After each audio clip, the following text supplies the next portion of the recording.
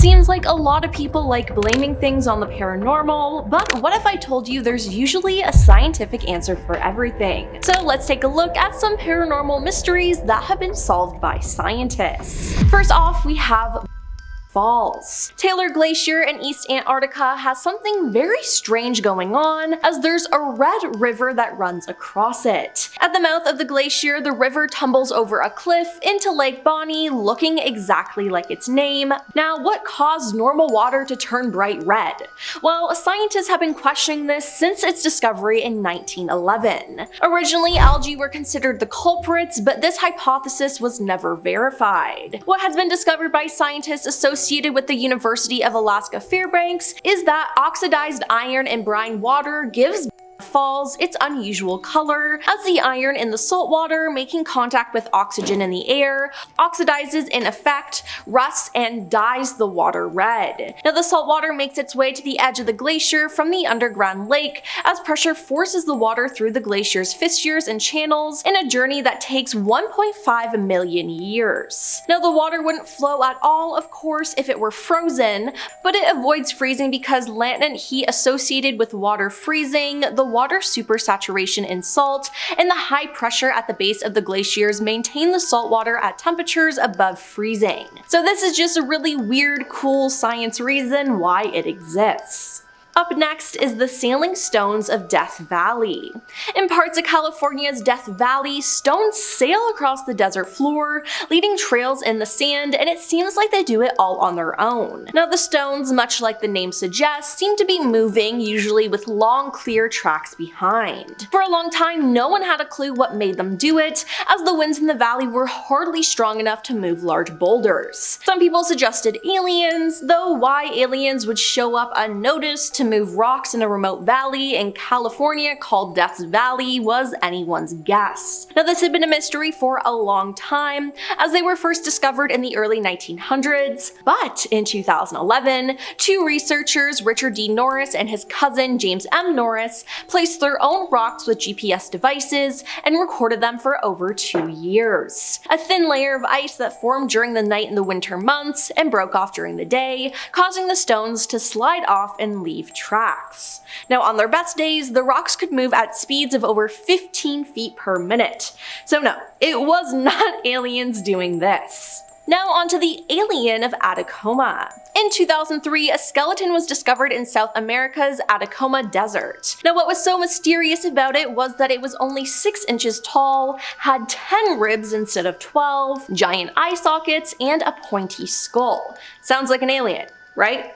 Well, DNA analysis done in 2018 on the skeleton showed that it had a rare bone aging disorder, as well as other genetic mutations in genes associated with dwarfism, scoliosis, and abnormalities in muscles and the skeleton. Now, the researchers identified 64 unusual mutations in 7 genes linked to the skeletal system, and they noticed that finding so many mutations that specifically affect the skeletal development had never been reported before. Now, in this case, these mutations are so rare that we haven't actually ever seen some of these before, so it's hard to imagine there are carriers out there. We do speculate that the environment they were developing might have played a role, as the specimen was found in a town with abandoned nitrate mines, and exposure to nitrates might have caused the mutations, but it's only speculation. Now, a subsequent study questioned these results, but it seemed to all be agreed that this was indeed a human skeleton and not that of an alien. Moving on to the Windsor Hum. The Windsor Hum was first reported in 2011 when the residents of the city of Windsor in Ontario, Canada,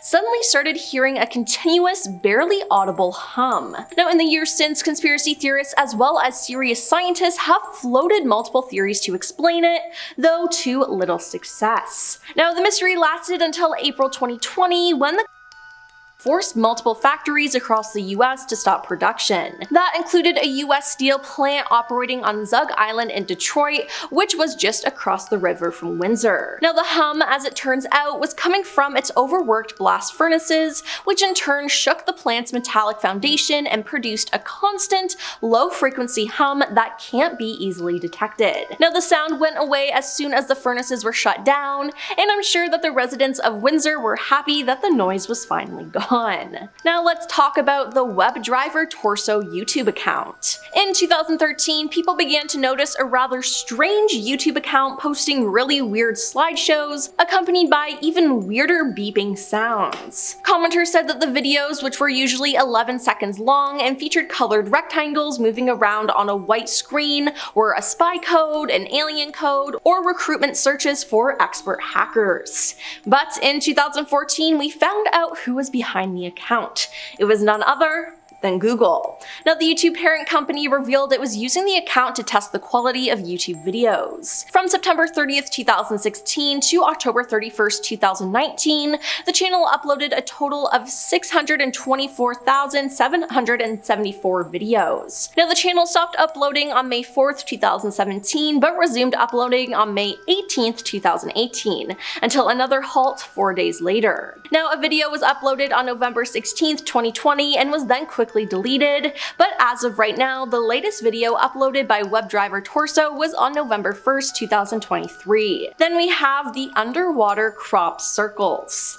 In 1995, divers noticed a beautiful, strange circular pattern on the seafloor off Japan, and soon after, more circles were discovered nearby. Some liken these formations to underwater crop circles, and the geometric formations mysteriously came and went, and for more than a decade, nobody knew who or what made them. Now finally, it was discovered, a newly discovered species of pufferfish. Now further studies showed that these small pufferfish make the ornate circles to attract mates. Males laboriously flap their fins as they swim along the seafloor, resulting in disrupted sediment and amazing circular patterns. Although the fish are only about 5 inches long, the formations they make are about 7 feet in diameter. Now when the circles are finished, females come to inspect them. If they like what they see, they reproduce with the males, said Hirshari Kwaz, the curator of the Coastal Branch of Natural History Museum Institute in Chiba, Japan. But no one knows exactly what the females are looking for in these circles or what traits they find desirable. This new pufferfish's geometric patterns have 3 features that have never been seen before. First, they involve radially aligned ridges and valleys outside the nest site. Second, the male decorates these ridges with fragments of shells. And third, the male gathers fine sediments to give the resulting formation a distinctive look and coloring. But hey, I think it just looks cute. Now we have the mystery of the crystal skulls.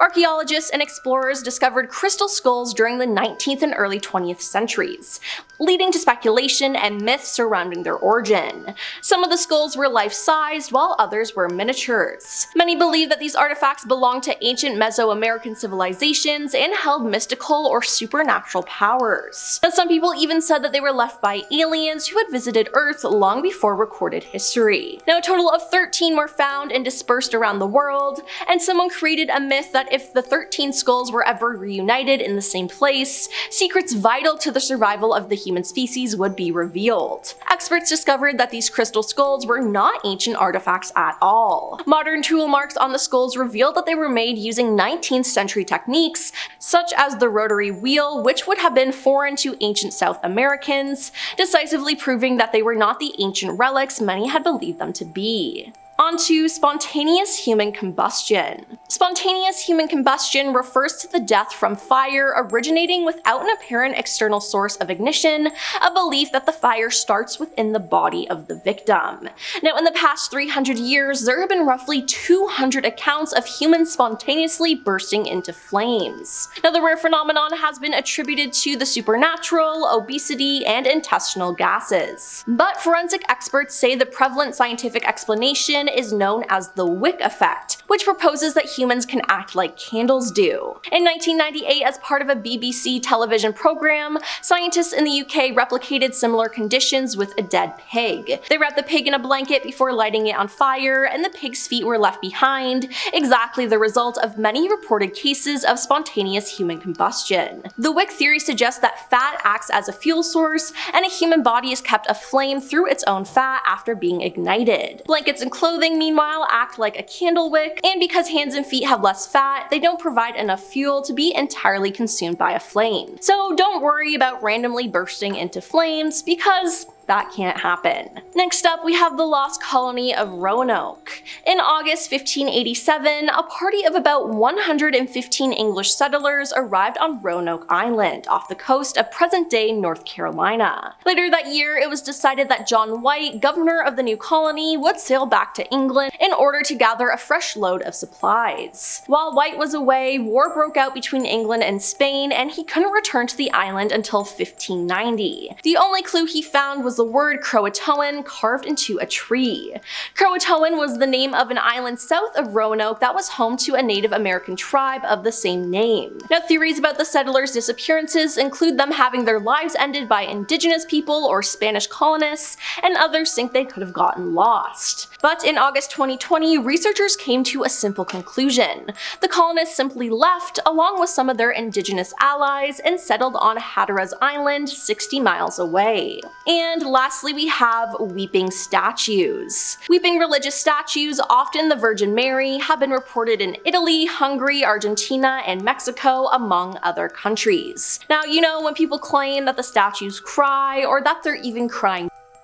Now, everyone thinks this is a religious miracle, but scientists have other thoughts. Creating a fake weeping statue is relatively easy, and sometimes it happens naturally through condensation, but typically even the most innovative approaches are not too complicated, IFL Science explains. Hoaxers can inject liquid into the porous surfaces of a statue or spread oil on its eyes, causing tears to drip down once temperatures rise. According to the conversation, in 2 cases of statues that wept, one in Canada in 1986 and another in Italy in 2006, the blood turned out to be that of the statue's owner. Now, not all weeping statues are deliberate hoaxes though, as in 2012, a skeptical investigator in India traced a weeping statue of Jesus to a clogged drainage pipe behind the statue, and he left the country facing death threats and charges of blasphemy for exposing the miracle. Well, that's all for our list of the top 10 creepy paranormal mysteries solved by scientists. Now, did you know that any of these mysteries were solved? Let us know in the comments down below, and don't forget to like and subscribe to our channel. I'm your host Emily, and we'll see you next time. Peace. But it avoids freezing because latent heat associated with water freezing in the water oh my gosh. With water freezing. The water super saturated. Okay, sorry. But it avoids freezing because latent heat associated